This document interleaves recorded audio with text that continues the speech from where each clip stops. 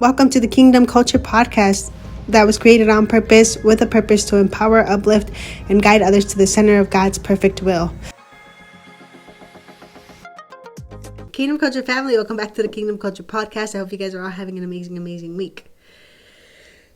If you've been with me in this healing journey, we've been going through the different stages of heartbreak, right? And this week I want to talk about something that I had to start doing because it was hard for me to walk away, that it made me come back, right?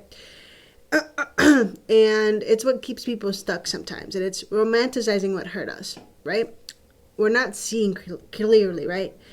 The reason why people get stuck is not because you still love them, but because you're remembering the things wrong.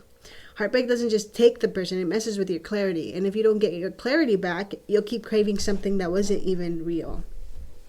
Because let's be real, our minds are selective. We will replay the laughs, the chemistry, the good moments, but it will conveniently skip all over the parts that broke us, right? The inconsistency, the confusion, the nights we were overthinking everything, the times we didn't feel chosen. And this is where we get stuck. I know it happened to me, and so I want to bring it to you, right? The truth is you're not missing them. You're missing the version of them that you hoped they would become. Let me say that again. You're not missing them. You're missing the version of them you hoped they would become. Because the truth is if it was actually that good, we wouldn't have walked away. We wouldn't have said, this is not right. It's not clicking, right? Healing isn't about holding onto the parts that were the best parts. It's about having the discipline to remember your whole truth, right? So when this happened to me, right, I shared that I went back. So I left for like 4 or 5 months. And then around like this time, April, May-ish, we were talking, we were getting along. And for Mother's Day, I believe, he asked me to come and meet him, and we, stayed at the house together, had a good, really, good moments. And he bought me a Mother's Day gift and everything else. For Father's Day, I came over to his family's for his celebration, right? And everything was going good. Until we were back into the real reality. And I get it, not everybody can change in a month or two, in a day, whatever, in 24 hours, right? But it's about the effort. About the effort to want to be better, to change together, right? Because I knew that I still had some things that I had to let go of as well. But it just hit me because the moment that there was no other people around, there was no, special events, I felt the same.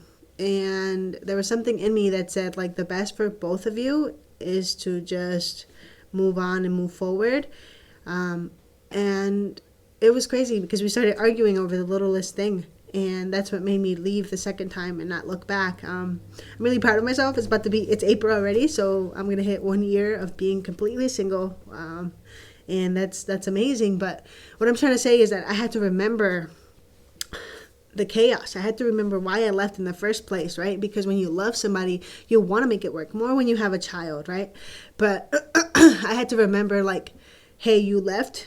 And because when you left, it wasn't for a little thing. It was for a big thing of continuous, things that he wasn't doing. He wasn't showing up for. And you were probably not showing up for him in the ways that he needed. Or else he would have, maybe fought even harder for you. But this is what I had to do after, right? After I left, which is get honest with myself and not emotional, right? I had to tell myself the pretty version of my story. The pretty, version where we got together and everybody loved us together and we were blessed by everybody else, right?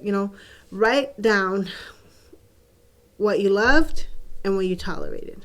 That's what I did. So I put 2 columns on a piece of paper and I said, what did I love about this relationship? And what are the things that I tolerated to make it work, right? And this column, the tolerated column, is the truth, right? My list was long, Number 2, check your body, not your thoughts. So I had to come back to myself and ask myself, do I feel safe with this person or do I feel anxious? And the bell started ringing, and the truth is that your body will tell you what your mind is trying to rewrite. And it sounds crazy, but it's true, because if you don't feel safe, if you don't feel at peace with somebody, your body will let you know. Like, I remember that when I was in high, high stress, I was breaking out, I was gaining a bunch of weight, I was not sleeping well. It was crazy. And like the moment that I like removed myself from that environment, my body kind of just, and I slept for a long time. So when I first left the first time, I would sleep a lot, and then the second time that's when I started moving my body a lot more. But my body knew that I needed change, and you need to listen to that, because if you don't, that's where you get stuck as well. Number 3 is that I stopped glorifying their potential, right? So the truth is that we fall in love with people's potential. We fall in love with what we believe we can become with them and what they can do for us. And so that's what will keep us in cycles, because we don't date potential. We date patterns. And that's the hardest truth that I had to swallow. Even with anything that you're doing, potential is not actions. Potential are ideas that we build in our head about a person, whether it be your significant other or a friend, mother, father.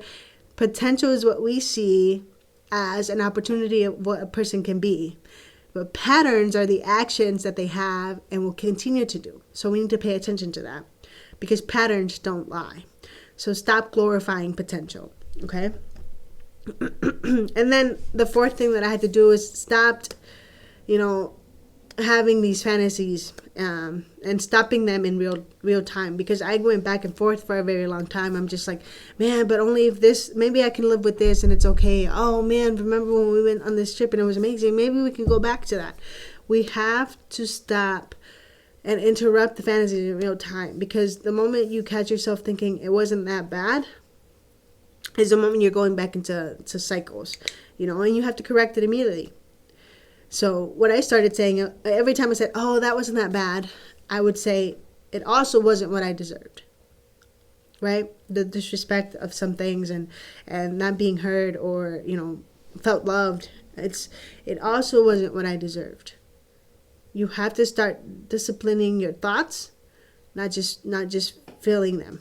Every time you have a thought of like, oh, but what about this? Make sure that you say, but I deserve better. I want it different. I need it different, right? So you don't miss them. You miss what you hoped it could be. And those are 2 different things. Because once you see it clearly, you stop going back. And you start moving different, with standards, with peace, with alignment. And that's what happened to me. And now we have a better relationship. We're co-parenting really well.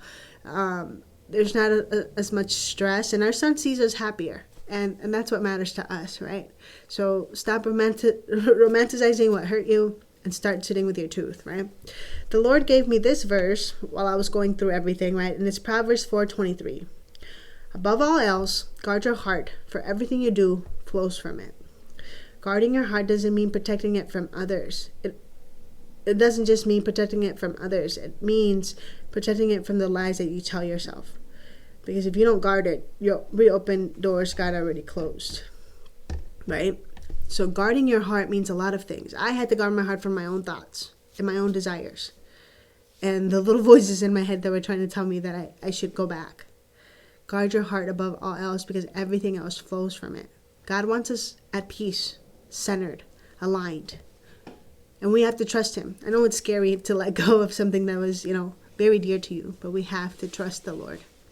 Anyways, that's all I have for you for this week. I hope that it brought you some value. If you liked it, please share, comment, and put it, anywhere. Share it with a friend. Put it in your stories. You can tag me. My things are below.